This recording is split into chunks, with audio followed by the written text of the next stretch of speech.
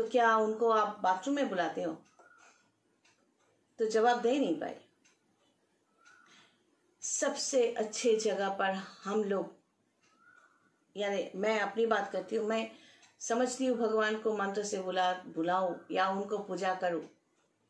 पूजा मतलब ये सब करने की जो करते हैं सब, उतना सब कुछ नहीं करती मैं जो, लेकिन भगवान को आह्वान करूं या पूजा करूं तो कहाँ पर बुलाऊं उनको?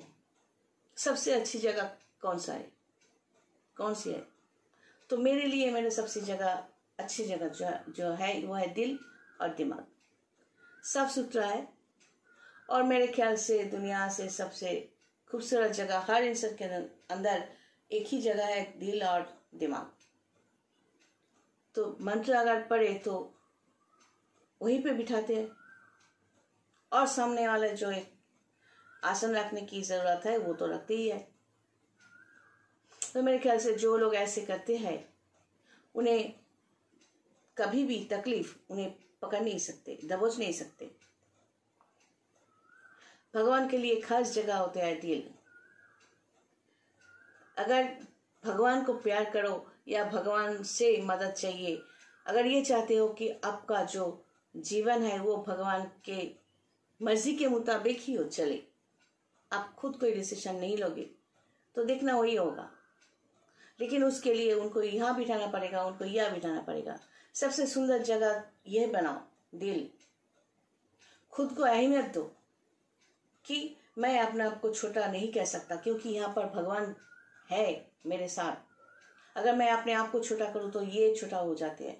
मैं यहाँ पर गंदगी डाल दूँ तो यहाँ पर भगवान रखते हैं हम, तो वहाँ पर भगवान पर आँच आएगी। मैं तो होऊंगा उनका रखवाली, तो मैं कैसे ये गंदा कर सकती हूँ और ये गंदा कर सकती हूँ? तो इसे भी खूबसूरत बनाओ, इसे भी खूबसूरत बनाओ और सामने वाले जो भी हो उसके लिए खूबसूरती देते रहो। तो एक तो मैं खूबसूरती देकर साफ सुथरा रखकर उनका पूजा कर रही हूँ और जितना मैं खूबसूरती ऐसे मैं फैलाते रहूंगी तो वही तो वापस आएंगे ना। तो कहाँ पर आएंगे? उनके यहाँ तो वो खुश हो जाएंगे। मैं इस ढंग से सोचती हूँ। ये धूप दीप देकर भगवान को पूजा करके और पीछे मुड़ के उनके लिए बुराई करना, जिनके हाथों से खाया, जिसने मदद की, वो पीछे मुड़ते ही उसके नाम पर उल्टी करना, ये सब करके अगर हम सोचते हैं कि भगवान हमने ये अच्छा काम किया इसके बदले में ये दे दो, शायद नहीं होता, ऐसा नहीं होता। माफी क्या होता है? भगवान माफ करते हैं? मुझे तो पता नहीं। अगर श्री कृष्ण भगवान माफ करने पर जोर दिया होता तो शायद पांडव को ये कह देते कि कौरव को माफ कर दो। ये महाभारत का नमूना ही पैदा नहीं होता। पांडव को कह देते तू, आप लोग तो 5 भाई हो, कुछ काम काज का नहीं है, सिर्फ मुझे बुलाते रहते हो, कुछ अपने लिए कर नहीं सकते, चलो निकलो यहाँ से। श्री कृष्ण भगवान ने ऐसा नहीं किया था। जरूरत पड़ने पर श्री कृष्ण भगवान ने खुद रथ का जो चक्का होता है वो उठाकर मारने के लिए दौड़े थे। तो भगवान को साथ में चाहिए।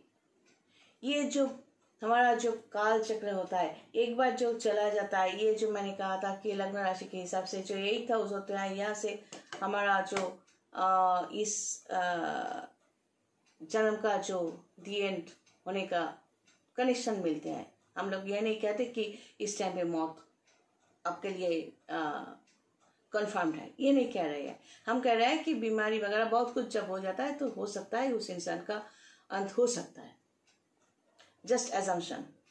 तो अगर उस टाइम पे हम लोग पकड़े कि हाँ ये इस टाइम पे मौत शायद हो जाए, तो यहाँ का जो रिलेशन है वो कहाँ जाएंगे?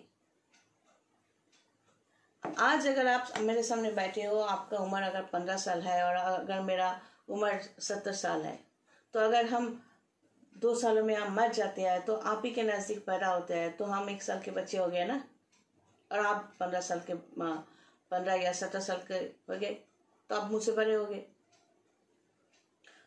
तो काल चक्र में कोई अगर अपना शरीर छोड़ के चले जाते हैं ना, तो वहां से वापस आने का कोई रास्ता नहीं है, बस वो खत्म। एक बात सोचिए, ये जो डायमेंशन की बात कहती हूँ, जब आप सपना देखते हो, इस सपने में जो कुछ आप देखते हो, सुबह नींद से जागकर आप तो वही याद करते हो ना। तो उस डायमेंशन में आप थे, लेकिन आपका शरीर बिस्तर में। तो वो जो कुछ देखा वो एक डायमेंशन है, और उसको विजुअलाइज करके ये रिमेम्बर कर रहे हो, वो एक अलग डायमेंशन है। फिर बोल रहे हो सामने किसी को, और वो और आप एक ही डायमेंशन में बैठे हुए हो। तो एक सपना को देखना, उसको याद करना और बोलना 3 डायमेंशन का काम करता है यहाँ पर। ये विश्व ब्रह्मांड में आप जो देख रहे हैं कि हमारा, जानते हो आप लोग की पृथ्वी जो एक ऑर्बिट में है, सोलर सिस्टम है। तो सोलर सिस्टम अगर ऐसे है, हर एक प्लैनेट जो सिस्टमेटिकली घूम रहे हैं, हर एक प्लैनेट का एक ऑर्बिट होता है। तो ऐसे कई सोलर सिस्टम अगर एक साथ कल्पना कर सकते हैं हम लोग, तो हर एक सोलर सिस्टम को एक साथ लेकर मिल्की वे बन जाते हैं। हमारा सोलर सिस्टम के ऊपर एक सिलिंड्रिकल सोलर सिस्टम है, केपलर 11। हमारे यहाँ 9 प्लैनेट्स है, वहां पर 6 प्लैनेट्स है। तो कहाँ पर है हम लोग? तो यहाँ आप खुद बताओ कि यहाँ पर भगवान कहाँ पर है।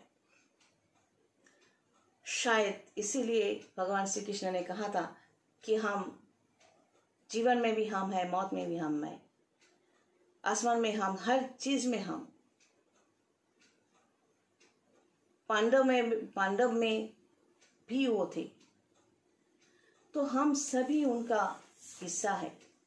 जैसे कि मैंने लास्ट वीडियो में कहा था कि ये शरीर मतलब जीव, इसका जो आत्मा मतलब जीवात्मा, मतलब शरीर को डिलीट करने से जो कलाशियाचर्या है वो है जीवात्मा, और उसके अंदर सोल जो निकालते हैं हमारे शरीर से, सोल एंड जीवात्मा। शायद जिसे देखने से लोग भूत कहते हैं। तो भगवान यहीं पर होते हैं, हम पहचानते नहीं है। 4th हाउस जो होते हैं, अगर ये हार्ट है, दिमाग जो हम इसमें 12 राशि में कुछ भी हमारा मन हो सकता है। मन और ब्रेन एक नहीं है। और 4th हाउस का ऑपोजिट साइड जो है 10th हाउस, शायद इसलिए कहा गया है कि कर्म ही भगवान है। स्वार्थ के बिना हम लोग को कर्म करना चाहिए। अगर आप किसी भी स्वार्थ लेकर कर्म कर रहे हो, वो आपके फैमिली के लिए या ड्यूटी के लिए, कुछ भी करो, अगर उसमें स्वार्थ है, एक माया है, और माया को आप समझ नहीं सकते। अगर ये समझ नहीं सकते कि बहुत सारे लोगों को, नजदीकी लोगों को मैंने देखा कि मरने के टाइम पर आंखों में आंसू। मैं सोचती हूँ कि ये लोग क्या करके जा रहे हैं। मरने के टाइम पर भी ये लोग ये सोच नहीं सकते, सब कुछ माया। मतलब हम इतने सारी पूरी जिंदगी जो बिता कर जा रहे हैं, क्या लेकर जा रहे हैं? पैसा, गाड़ी, मकान, कुछ नहीं। जो कुछ लेकर जा सकते हैं सिर्फ यहाँ पर जो कुछ खिलाया था, नॉलेज,